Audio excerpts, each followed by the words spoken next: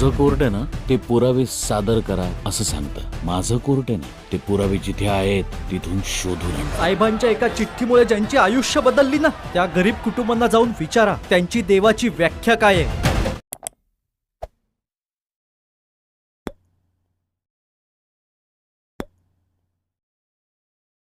ओम नारायण नारायण नारायण नारायण। सभी मित्र को राम राम। धर्मवीर मुक्काम पोस्ट थाने। दोस्तों, कुछ व्यक्तिमत्व इतने लार्जर देन लाइफ होते हैं, उनका कर्तृत्व, उनकी समाज सेवा इतनी बड़ी होती है कि उसे शब्दों में आंकना असंभव होता है। वो अपने जीवन काल में ऐसा कुछ कर जाते हैं जो उनके बाद शायद ही और कोई कर पाए, शायद ही उनकी जगह और कोई ले पाए। लोगों के हृदय में उनका एक अलग ही स्थान होता है। उनकी समाज सेवा को, देश और संस्कृति की उनकी सेवा को केवल किसी एक पार्टी के या राजनीतिक चश्मे से नहीं आंका जा सकता। और ऐसा ही एक व्यक्तिमत्व है धर्मवीर आनंद दिघे जी, जिनके जीवन पर यह फिल्म आधारित है। देखिए, मुझे इस फिल्म को देखने से पहले आनंद दिघे जी के जीवन के बारे में, उनके सेवा कार्यों के बारे में ज़्यादा कुछ पता नहीं था। मतलब बिल्कुल ना के बराबर पता था। मैं कई बार ठाणे शहर गया हुआ हूँ और जब भी मैं ठाणे जाता था तो वहाँ पर जगह जगह पर धर्मवीर आनंद दिघे जी के स्मारक, लोगों ने उनके स्मृति में प्रेम से अपने गाड़ी पर, दुकानों पर, सार्वजनिक स्थलों पर उनके जो नाम आदि उनके स्मृति में लगाए गए हैं, वो हम पूरे ठाणे शहर में जगह जगह पर देख सकते हैं। तो जब भी मैं वो देखता था तो मुझे उनके बारे में जानने की काफ़ी इच्छा होती थी, पर जानने के लिए हमारे पास बस एक ही माध्यम है, वो है गूगल। अब गूगल के माध्यम से तो किसी के जीवन के बारे में या सेवा कार्यों के बारे में हमें ज़्यादा जानकारी नहीं मिल सकती है। वो भी धर्मवीर आनंद दिघे जी के जैसे व्यक्तिमत्व के बारे में जानकारी मिले, ये तो बिल्कुल असंभव के बराबर है। तो जैसा कि इस फिल्म का एक पात्र है महिला पत्रकार का, उसे भी धर्मवीर आनंद दिघे जी के बारे में जितना गूगल पर बताया गया है उतना ही पता होता है। 25 अगस्त की रात्रि को ये महिला पत्रकार ठाणे शहर में आती है। 26 अगस्त 2021 को धर्मवीर आनंद दिघे जी की 20वीं पुण्यतिथि होती है। उसे कवर करने के लिए उस महिला पत्रकार को ठाणे में भेजा गया है। हालांकि इस पत्रकार को आनंद दिघे जी के जीवन के बारे में, उनके सेवा कार्यों के बारे में कुछ भी पता नहीं होता। और वो ऑटो में बैठने के बाद में एक मुस्लिम चालक की ऑटो दिखाई है जिसमें वो बैठती है, और बैठने के बाद में अपना फ्रस्ट्रेशन वो किसी को सुना रही है कि क्या यार, ये सारे के सारे पॉलिटिशियंस एक जैसे ही होते हैं, मुझे अपनी बॉलीवुड पार्टी को छोड़कर यहाँ पर आना पड़ा है, वगैरह वगैरह। वो अपना फ्रस्ट्रेशन निकाल रही होती है। तो ये बात जब वो चालक सुनता है तो वो उस महिला पत्रकार से कहता है कि केवल गूगल के माध्यम से आप किसी व्यक्तिमत्व को, उसके जीवन को, उसके सेवा कार्य को नहीं जान सकते हैं। और फिर अगले दिन 26 अगस्त को उस महिला पत्रकार को इस ऑटो चालक के माध्यम से और पुण्यतिथि में आए हुए वहाँ पर जो हजारों लोग हैं, उनके अनुभवों के माध्यम से इस महिला पत्रकार को धर्मवीर आनंद दिघे जी के जीवन के बारे में पता चलता है।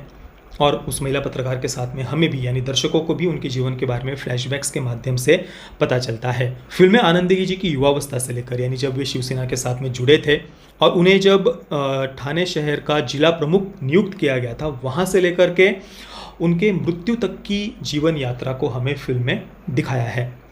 हालांकि फिल्म में उस समय की राजनीतिक और सामाजिक परिस्थिति से ज़्यादा उनके सेवा कार्यों पर ही फिल्म में पूरा फोकस किया गया था।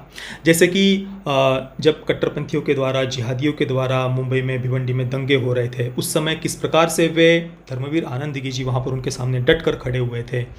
इसके अलावा वे अपने आनंद आश्रम, जो उनका घर है, जिसे आनंद मठ, आनंद आश्रम कहा जाता था, तो वहाँ पर वे जो रोज़ दरबार लगाते थे, पूरे ठाणे शहर से जिन्हें भी कुछ परेशानी होती थी सिस्टम की लापरवाही के कारण, या बाहर सिस्टम में उन्हें जिन्हें न्याय नहीं मिल पाया है, ऐसे हज़ारों लोग उनके दरबार में आते थे और वहाँ पर तुरंत उनके सारे प्रॉब्लम्स की समस्याओं का हल हो जाता था।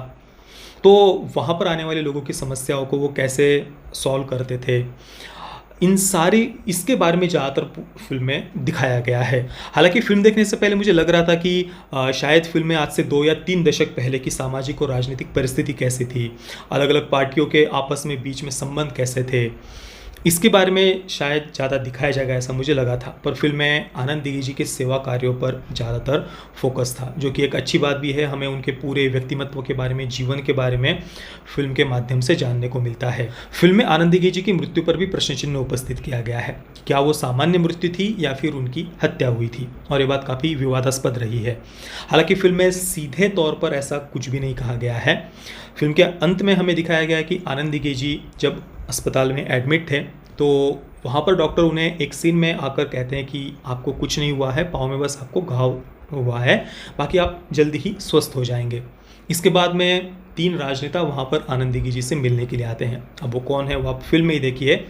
और फिर इसके बाद में आनंद जी की प्रकृति अचानक से अस्वस्थ हो जाती है और उनकी मृत्यु होती है, जिसके बाद में ठाणे शहर के कई सारे लोग वहाँ पर अस्पताल को आग लगा देते हैं। और फिर अगले सीन में जो अंतिम संस्कार का सीन है, वहाँ पर 2 लोगों के बीच का संवाद दिखाया है। तो एक व्यक्ति आनंद जी के जो एक करीबी कार्यकर्ता हैं, उनसे पूछते हैं कि क्या हुआ था। तो वो कार्यकर्ता कहते हैं कि हार्ट अटैक आया था। तो वो व्यक्ति पूछते हैं कि फिर वो उसकी रिपोर्ट कहाँ है। तो वो कार्यकर्ता कहते हैं कि वो रिपोर्ट तो जल गई।